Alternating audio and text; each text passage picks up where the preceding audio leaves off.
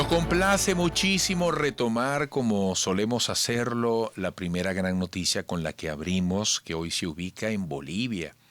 Las necesidades que hay entre los bolivianos por los insumos para enfrentar el problema de la pandemia. Bueno, pasando por el oxígeno, que yo decía es un tema siempre sensible en Bolivia por el tema de la altura.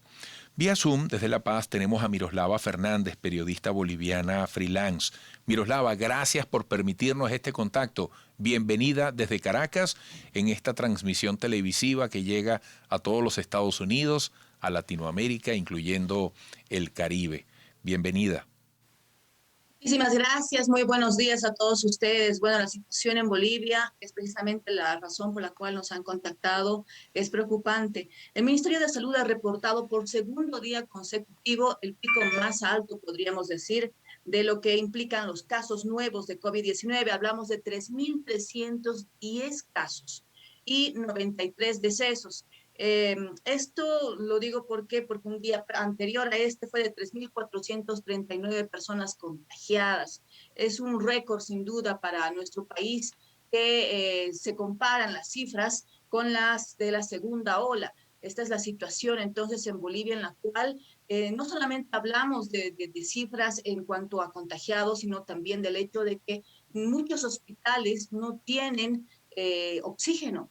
Hay una falencia realmente preocupante en el tema. El día de ayer, precisamente, por ejemplo, en la ciudad de Cochabamba, en uno de los hospitales de la Caja Petrolera de Salud, que es una caja que atiende a las personas aseguradas, eh, clamaba urgentemente que se les pueda dotar de cilindros de oxígeno, porque en 2 horas se les acababa. Obviamente la gobernación, la alcaldía tomaron las medidas al respecto, llevaron los cilindros, los cuales ayudaban 4 horas más. Y esta es una de las situaciones que están pasando varios nosocomios en nuestro país, en el cual, Miroslava, sí, ¿cómo se establecerían las prioridades o qué integraría la lista de necesidades para los bolivianos hoy? Se habla de oxígeno, también las vacunas, como que están resultando insuficientes. las vacunas, precisamente, ahora nos hemos enterado de que las vacunas podrían dejar de tener la cifra, por ejemplo, para la segunda dosis y la primera dosis. Eh, esta situación es una de las prioridades, podríamos decir, para el país, ya que observamos que mucha gente en la segunda dosis no ha acudido a los centros de atención.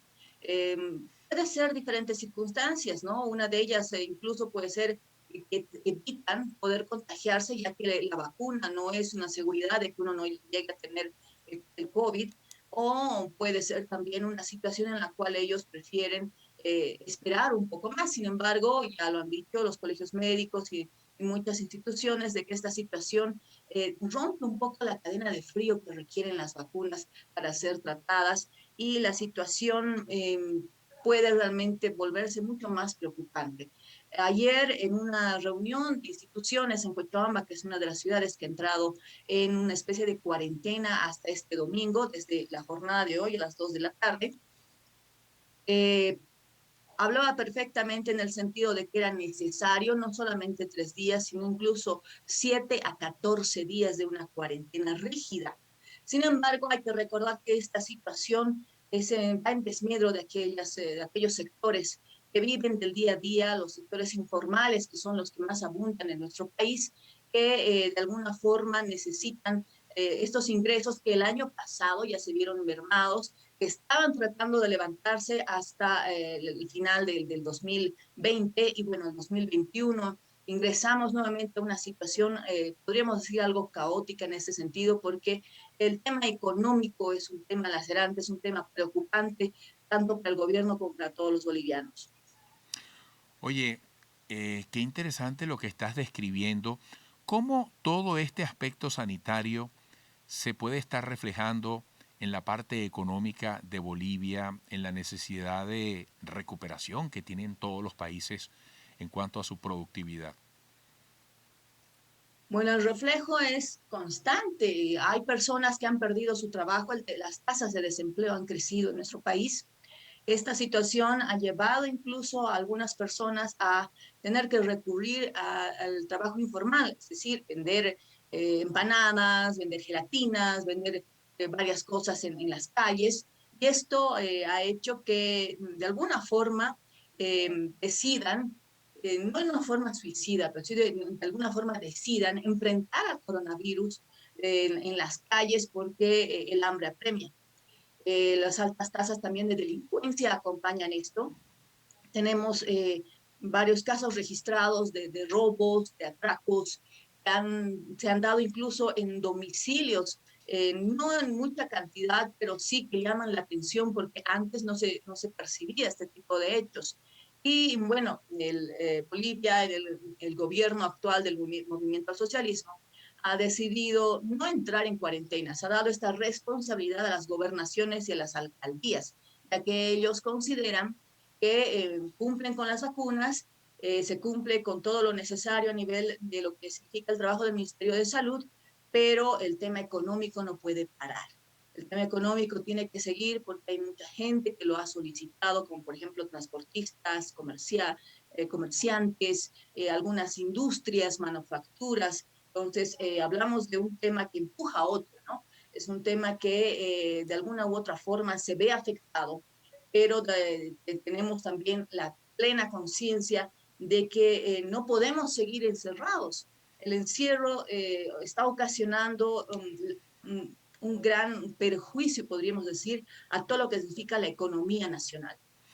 Por cierto, Miroslava, recuérdanos cuáles son las grandes fortalezas en condiciones normales de Bolivia en materia económica.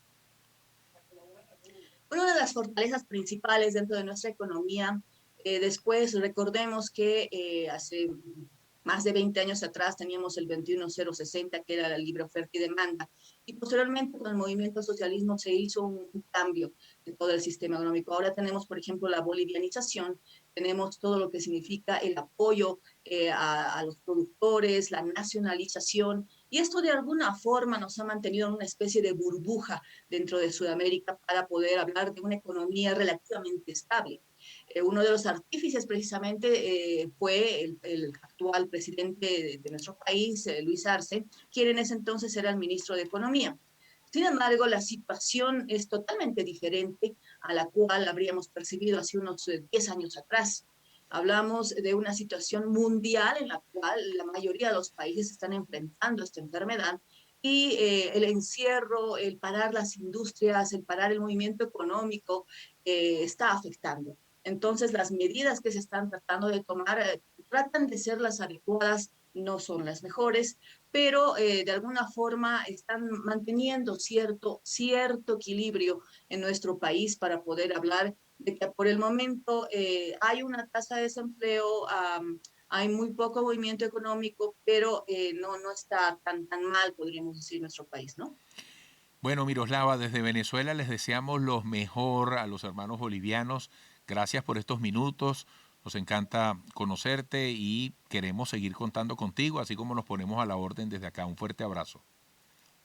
A ustedes realmente me agradaría mucho hay mucha información acá y bueno, estamos prestos a cualquier situación de contacto, cualquier información que ustedes requieran, incluso entrevistas, podemos realizarlas desde este punto de mi país tan amado. Gracias, Miroslava. Qué bonito que podamos ejercer, como digo yo, el gentilicio latinoamericano a través de estos nexos profesionales. Un fuerte abrazo. Saludos.